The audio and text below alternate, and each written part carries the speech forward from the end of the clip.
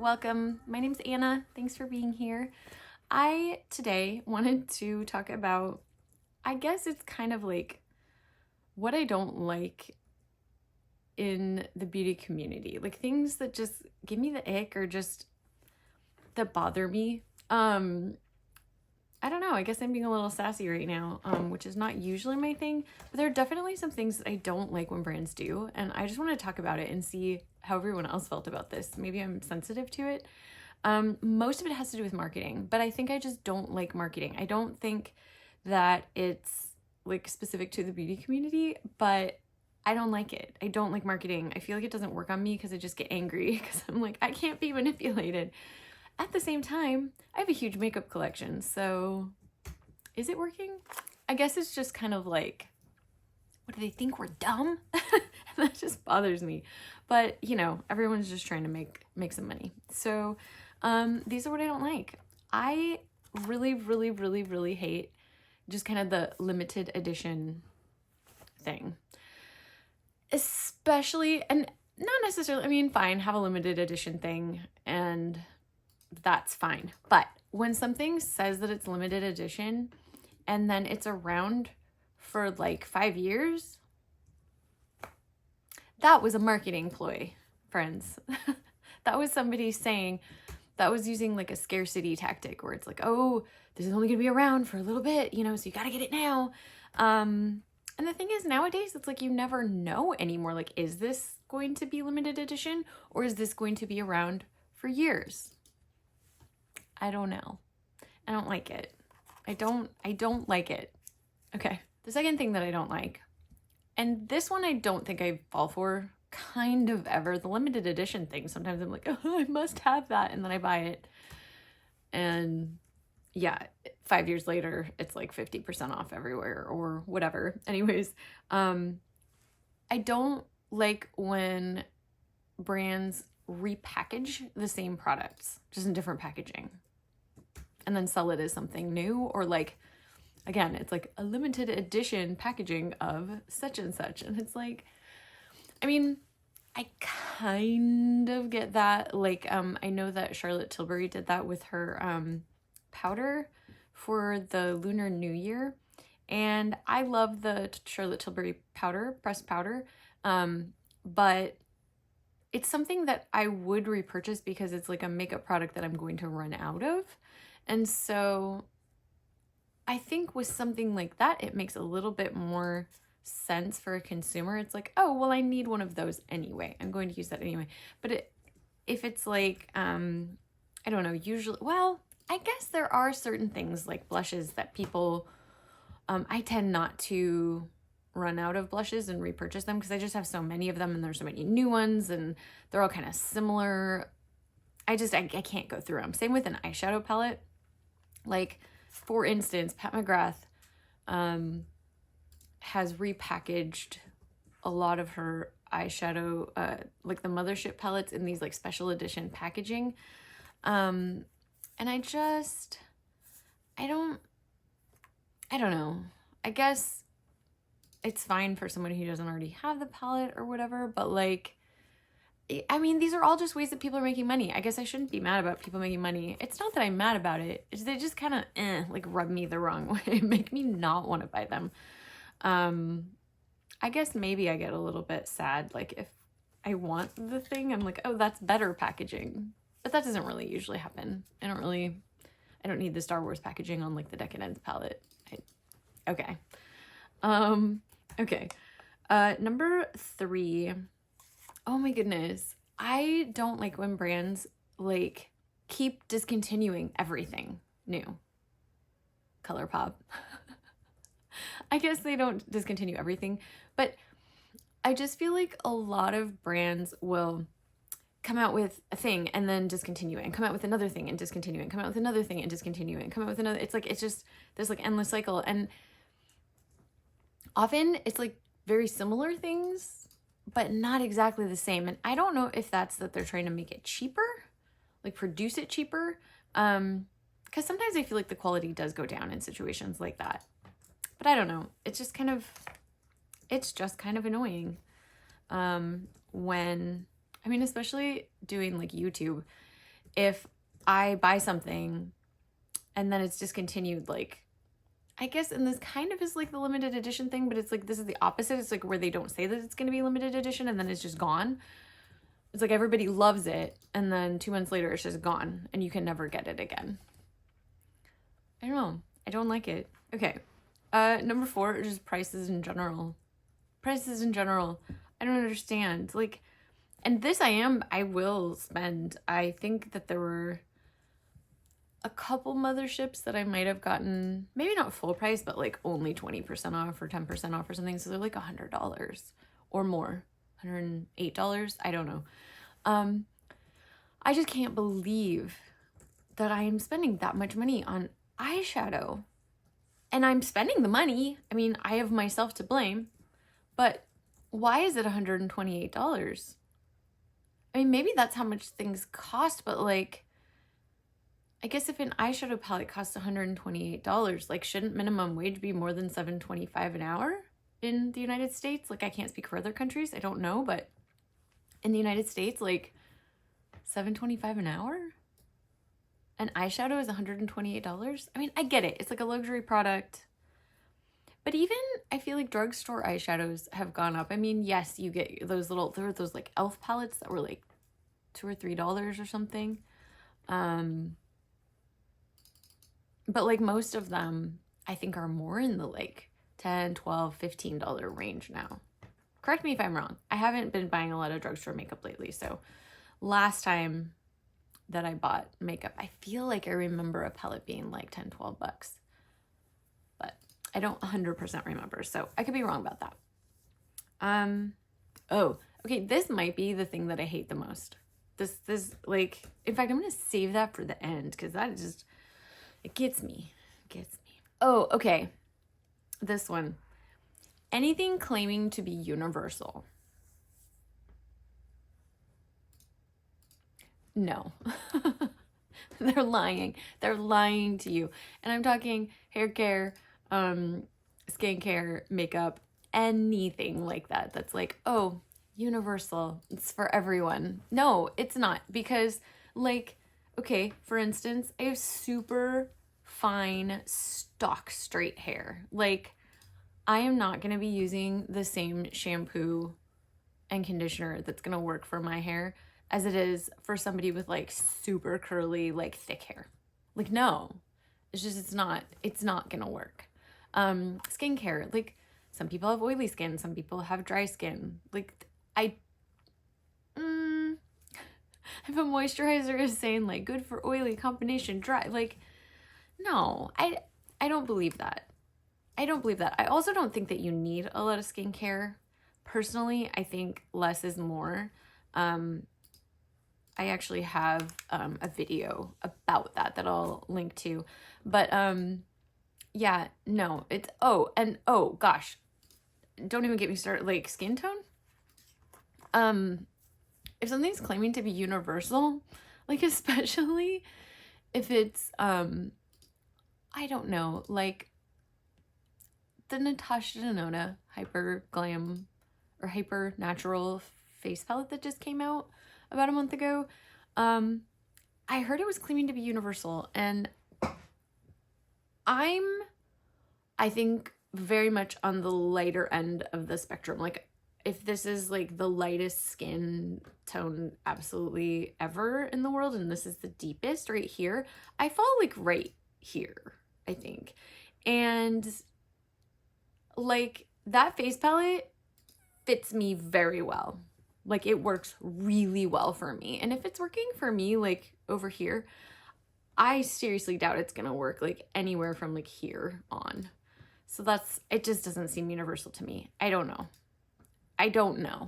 Tell me. I mean, I'm curious if you have a deeper skin tone, like, did that palette work for you? I have my doubts, but certainly like, let me know, because I don't have personal experience. It's just sort of based on the fact that it works on me. I don't like that. I don't like when they say something's universal and it's clearly not. Yeah, I don't know. Like, maybe there are some lipstick shades that are like, yeah, okay, that could look. Yeah, see, even then, it's like, with the different undertones and things. You could have like a super yellow undertone or an olive undertone or a peachy undertone or a neutral undertone or a pink undertone. And so like a berry color, like a medium berry color might not look good on, I don't know, what would that not look good on? Probably like rosy tones, maybe yellow tones. I don't know. I just feel like lipstick shades, like for example, I have a more yellow undertone and I think my mom has a more neutral undertone. And like different lipstick shades looks, or the same lipstick shade will look so different on the two of us. And you know, like we're basically the same sort of, like from light to deep, like we're about the same there. But as far as our undertone, it's like totally different, and it changes the way lipsticks look on us, and we don't actually gravitate toward the same lipsticks. Eyeshadow colors too sometimes, for us, like something that she loves, I don't like, or something that I love, you know, just like her skin turns it orange or something. Although my skin turns things orange. I don't know, whatever. I'm digressing. Yeah, I don't like things that claim to be universal. I don't think it's true. I don't think it's true. Okay, heavily edited swatches and photos. If a brand is showing you swatches or like an eyeshadow palette, something that's very colorful, and they're editing the photos to make them super saturated, that's giving a false representation of what it is. And I totally get this like editorial, you know, artistic take on things, where things like look very artistic and beautiful and, you know, they grab your attention, right? However, I think that you need to put both. Like you need to have like, this is our editorial like version of this, and then this is a photo, you know, in like normal lighting, like natural lighting, so that you can sort of see what you're actually getting. And I mean, you get a lot of things in store, but so you can see them first, but not everything, and especially indie brands. And I actually don't think indie brands are the main culprit for this. And a lot of times they'll have, you know, they'll send their products to people to take photos of, like if they want to get like a range of skin tones, to have swatches on and stuff. And I actually really respect that. And usually those tend to be like pretty good. And I understand you want to like enhance, make it a nice photo, but sometimes I just think it goes too far, where it's like they're changing the colors so much that you don't really know what you're getting. And that's annoying. I don't like that. Okay. I'm like nervous doing this video because I don't like talking about things that I don't like, because I feel like I'm being negative, or that I don't know. But I thought it might be interesting, and I'm curious to see if anyone agrees. Okay. Oh, yeah, okay. Poor or no communication from a brand. I've gotten this mostly with certain indie brands. And like, I totally get that life happens, and a lot of these brands are running, you know, very small operations, and sometimes they're like super overwhelmed by a launch that went better than they were expecting it to. Whatever. I get it. I understand that things happen and things will take time and that. However, when there's no communication or very poor communication in those circumstances, it bothers me. If say a brand is telling you this launches January 1st, we're going to ship these March 1st. Okay, me as a consumer, I've said, all right, this is a pre-order. I'm buying this January 1st. I'm not going to get it till March 1st. And that, you know, that's what I have signed up for. It's like, we will start shipping these out March 1st. And okay, maybe that even means, you know, that goes like, it takes them like a couple weeks, even a month to like ship it out. So I should probably have that palette by like April 15th, like at the latest, because I know that there are some whatever. Okay, however, like I'm giving a huge grace period here. Like they're saying, we'll ship these out, or you'll have your palette by March 1st, or we'll start shipping them by March 1st. Well, okay, April 15th rolls around, so it's 6 weeks later, and I'm like, they haven't said anything? Like if I haven't received any information, like that sits with me the wrong way. It's like, if you're running behind, just say so. Say, hey, we were overwhelmed. You know, there was an illness. There was, you know, something with production. Like, whatever the case is, like, I understand. Life happens. But I just feel like it kind of happens a lot. And I don't know why. Like, here's the thing. It's happened where I've ordered something and it's taken a lot longer than I was expecting, but they've been so communicative. It was like every week they would, you know, post about it on Instagram, send out an email just saying, hey, this is where we're at, you know, and explaining what was going on. Whereas I've ordered something and it was like a month past when they were supposed to ship it to me, and I wrote and was like, hey, what's going on? Nothing, crickets. And then, you know, another week goes by, I'm like, hey, so, you know, wrote you last week, what's going on? Crickets. And there's no, you know, there's no post, there's nothing. It's just, it's like, I don't know whether, you know, I don't want to just give my money away. It's like, we had agreed upon, I'm going to pay you this money for this thing. And it's just, I don't care for that. That I don't like. So yeah, just poor communication or no communication. Like, just communicate. That's how I feel about it. I think this is probably just a me thing and the way that my personality is. I really, really, really don't like when someone's like, something's coming, what is it? For like a week. I can't handle that. My poor little nervous system is just like, I mean, wow, whatever. This is such a small thing, but oh, it makes me crazy. I don't like it. I don't enjoy it. I don't like it. I'm like, well, just tell me what it is. Like, let me get excited for it, you know? Yeah, if I don't know what it is, then I'm not really excited for it. It's just like, I don't know. It's weird.